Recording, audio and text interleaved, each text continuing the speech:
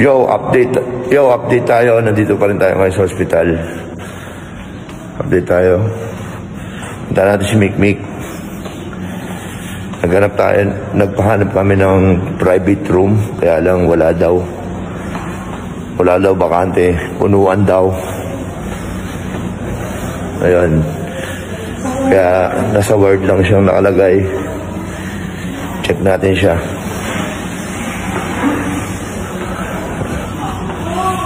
Ayun.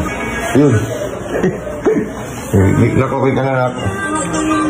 Sino mo may sakit? Ikaw ba may sakit, Chay? Sakang buhay mo, ikaw pa rin nandyan, ah. Ha? Ha? Ikaw ba may sakit? Bantay ako.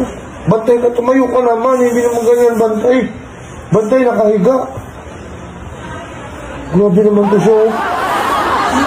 Tapos yung pagkain, ikaw pa umubos. Bukas makakauwi. Bukas makakauwi? Ha? Nagrams na ba? Nagrams na ang doktor? Oh. Galang ha, galang. Ay, maubos na to, ma'am. Maubos na lagyan na. Uy, puno. Hindi dagan ko. Ha? Tubig naman yan. Para naman kayo nakakaano, dadagdagan ko ng konti. Uy, nagalitan ka. Ikaw, Chichay, ang alam ko yung bantay, dito lang. Ang ganyan na yung bantay. Tinamig ko. Hindi ganun mo. Ang pagdaan ito nga nila ito. Hindi na mo gusto na boss. Dito ka. Dito ka. Dito ka. Hamuko ka dito. Look. Parang kang ano. Wala decision. Yung bantay nakahiga. Paano naman ka naman makano dito?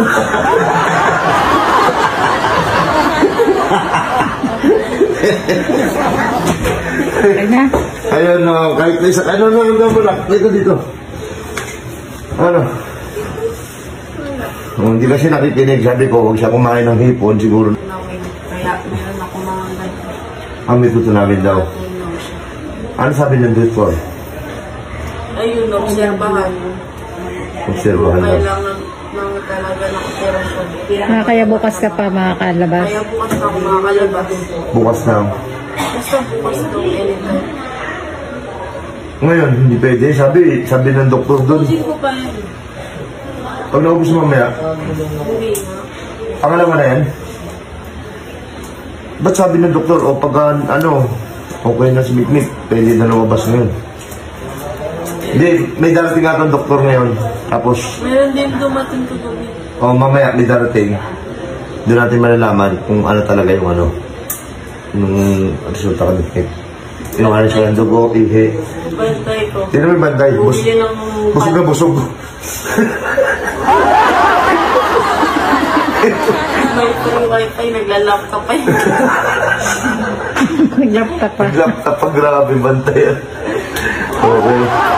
Ayun na, sana gumaling na si Mikmik. Makablog na kami ng maayos. Exam pa namin. Graduating pa. Graduating pa. Si Chichay, wala nang pakialam sa school. Masaya ka tayo. Masaya.